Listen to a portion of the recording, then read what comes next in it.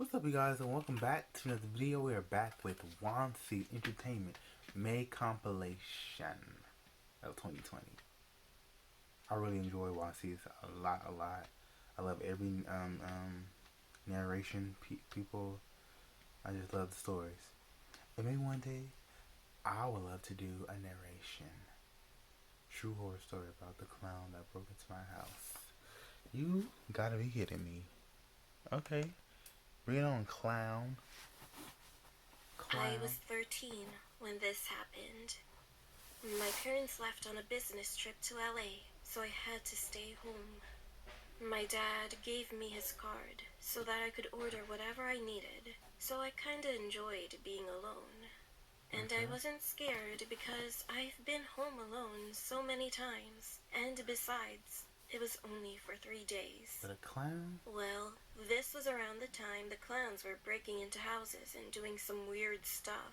Oh. But they never came to my area since they usually hit more like quiet 2015, places, 16, especially the area near a forest. Although we had a fence that could easily allow someone to climb over, we didn't really think much about it because the area where we lived in was very safe. Anyway, it was around 6 p.m. and this was in the winter, so it got dark pretty fast. We had a glass room at the back of the house, also known as a conservatory, and it leads straight to the garden.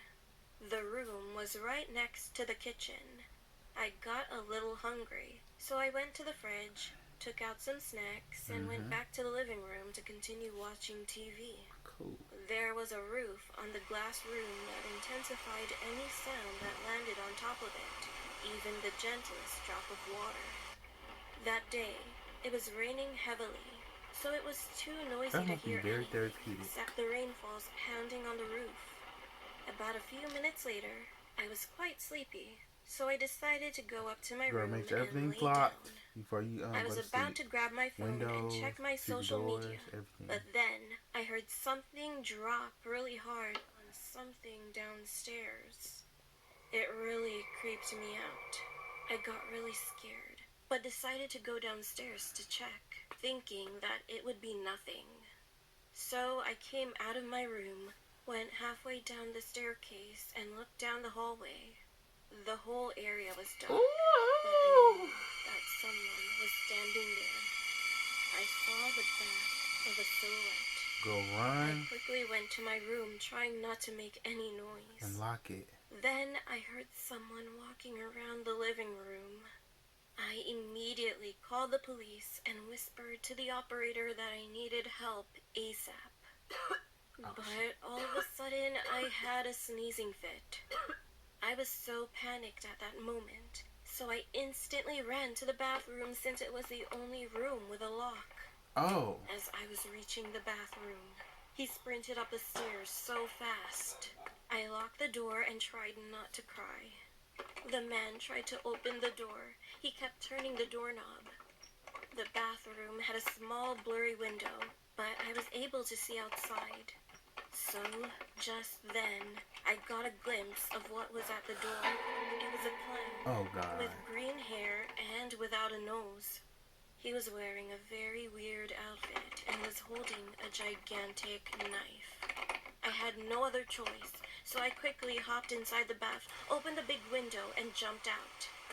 I slid off the big roof and fell on the concrete. You gotta be careful. I couldn't even feel my injury because I was so scared.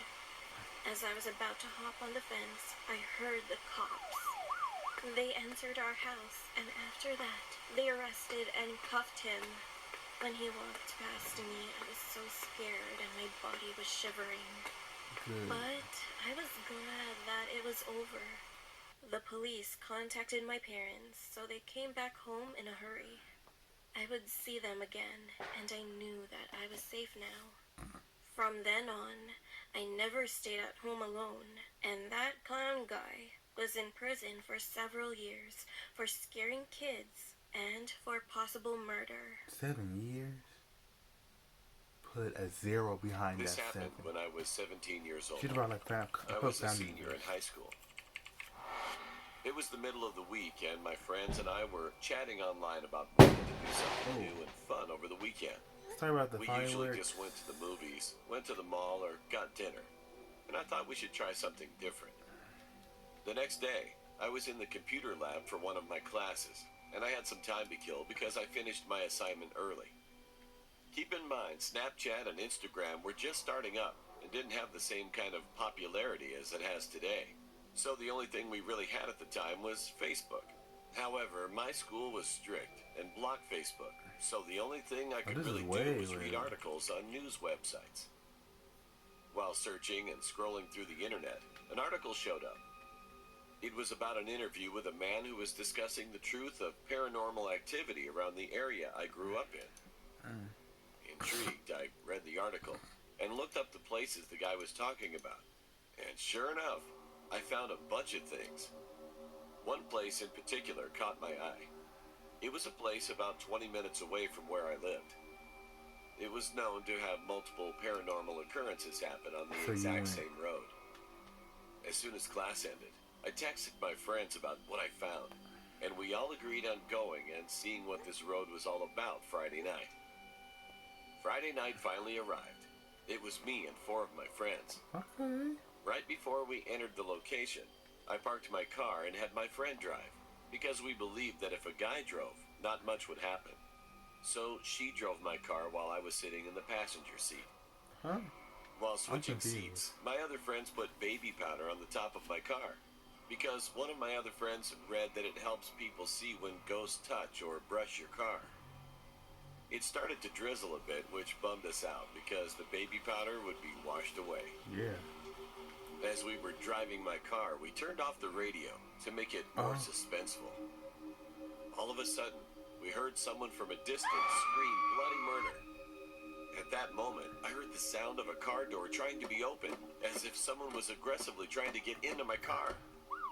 After that, we saw a police car driving so fast with the sirens on, as if they were chasing someone on a major highway. The problem with that was the road was paper thin and had tons of sharp turns, so you couldn't go that fast without crashing into another car. Plus, the car didn't have any of the county police or trooper tags from the area I lived in. I knew that because my dad was a cop, and I saw all kinds of different cop tags in my lifetime. Your dad looked mean. I was freaked out that those 2 things just occurred. Oh, we were all freaked out and drove to the nearest parking lot so that we could calm down. As we got out of the car, one of my friends started to freak out even more. The baby powder on the roof of my car was smeared, and it was all over my passenger seat side door. Wow. What was even more creepy was the fact that there were finger marks all over the door. Now, this wouldn't normally creep me out, but we were driving the entire time, and we all made sure not to touch the doors when entering the car. I mean, most of the time you were... The strangest part was that the finger marks had no fingerprints, but were clearly shaped like a hand. It was as if someone was trying to reach for the door handle. Not only that, we also noticed that there were fingernail claw marks on my door handle. This freaked me out because earlier I heard someone violently trying to open my door. In the next few days, we told everyone, both online and in person, about that night and how it freaked us all out. Then someone sent me a link to an article about the street we drove on and all the activity that occurred on it. But it wasn't the one I originally read. It was a different one. As I was reading the website, I started to notice that all the things mentioned also happened to me the same exact way that night. But what freaks me out the most to this day is thinking about what would have happened if I didn't have my door locked. Would the door have opened up? No, sirree. You would have got scratched the F up. True Macy's story behind. A few days ago, I went to a Macy's store with my mother and son to go check out some jewelry. Okay. While my mom was checking out jewelry, I noticed an old man around his 50s come near us. He was about 8 feet from us. At first, I thought he was just a random customer checking something out for his lady or something. Then, from the corner of my eye, I noticed he was just standing there without moving and looking at us. It Boo. made me feel uncomfortable.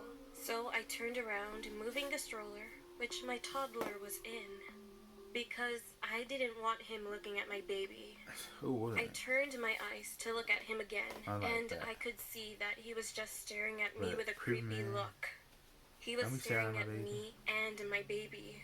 Then, all of a sudden, he grinned widely at us.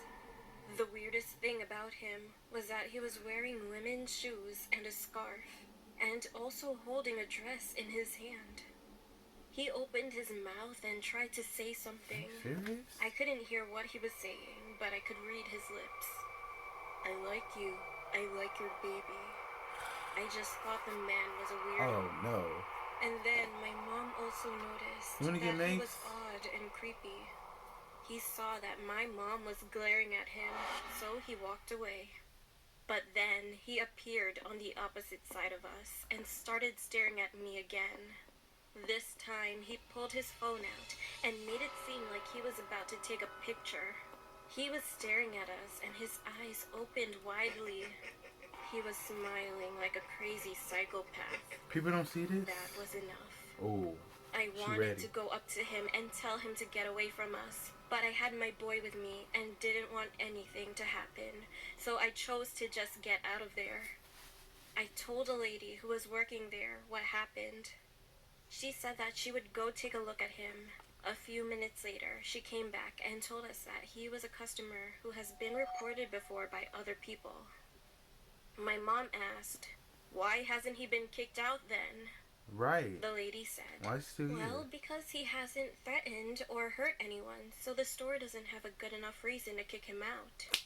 Really? My mom and I were pissed off, because obviously the man is just there to harass people. Macy's The lady over then party. told us that he said something creepy to her and also made her uncomfortable.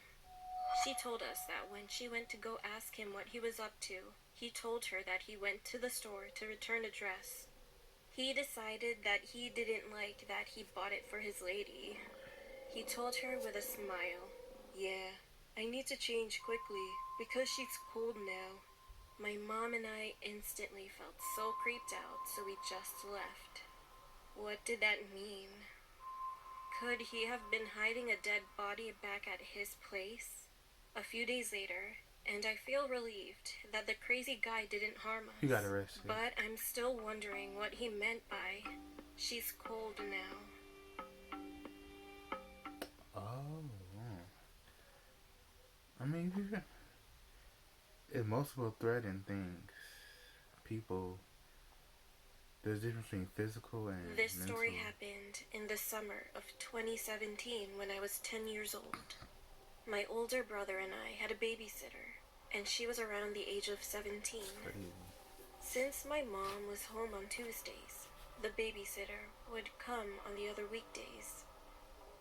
Most days when she babysat, we would go to the neighborhood pool, hang out, and eat lunch there. Then we went back home and my mom would arrive a bit later at around 5:30 in the evening. Oh. On one Thursday, the day was just an ordinary one, and the babysitter came around 8 in the morning.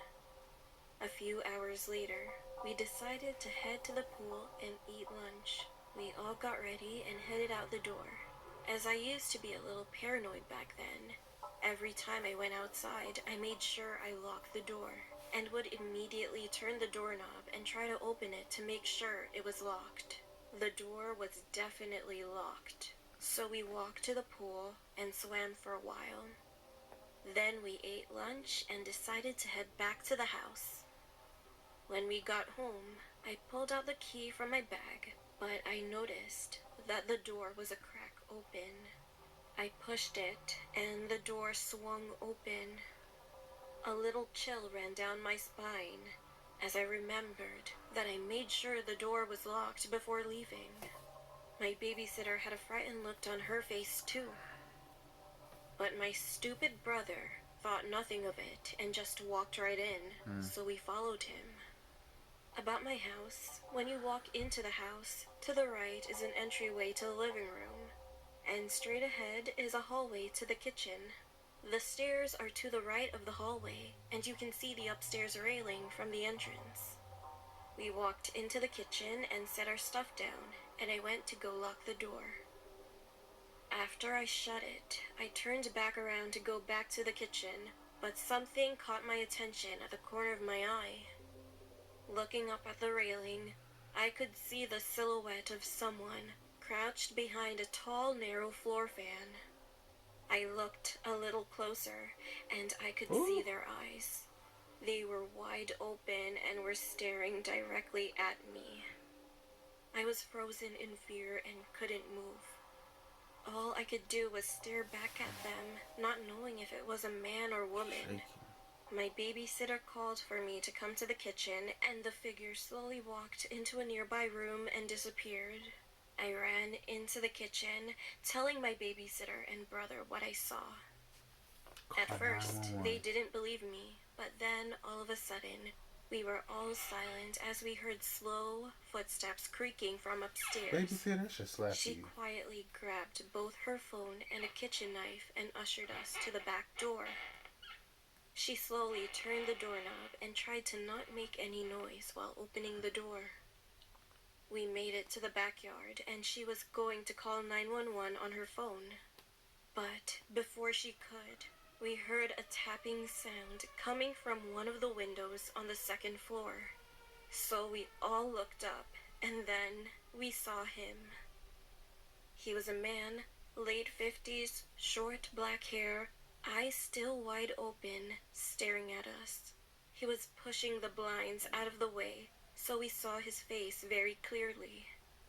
We screamed and started running to the gate on the side of the backyard.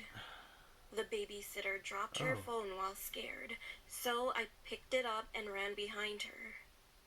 I dialed 911, told them our address, and explained to the operator what just happened. She said they would be there in a few minutes, told us to go to a nearby neighbor's house and stay there until the cops arrive. We rang a doorbell a few times, and one of our neighbors, who was retired, came outside. He let us in, and we explained what happened as we were looking out of the window. Then we saw 3 cop cars pulling up, and the cops were surrounding my home. 3 cops headed in through the front door and investigated our house. We went outside to tell them that we were okay, and the other police officers started questioning us. Soon the cops came back after finding nothing and doing a thorough investigation. They told us it would be best to not stay home, as the person may come back. So the babysitter said we could go to her house, which is about a mile away. Just then, we heard our neighbors screaming from down the street. A few houses down, a policeman's car was set on fire and was smoking a lot. The cops spotted a man running past the corner down towards the end of the street. One officer took us to the babysitter's house, while the other 3 went after that man. We later found out that the man had gotten away, so he never got arrested. Our parents arrived home as they were contacted by the police and freaked out. Later that night, we came back to the house and we searched the whole place to see if anything was missing. A cash box that was stored in my parents' bedroom was missing, but we didn't report it since the man was never found. No fingerprints? No I have nothing? no idea who that was or how he opened our front door. I still wonder to this day what would have happened if I never noticed the man. He could have done something to us while we were sleeping. I still feel uneasy sometimes when I'm home alone. Boy, you are too bad crazy. Alright, I'm stop right there. Yeah, that's crazy. I don't know how the man must have stole it. The door's locked. Clowns. Ghosts. Are you kidding me? This is creepy, I should say. I bet there's a lot more scary stories in this, but I'm really enjoying it. So shout out to Wansee Entertainment. Thank you guys for tuning into this video. Be sure to like, comment, subscribe. Until next time, you guys. It's your life. Do what you want and do it positively. Love you guys. Peace.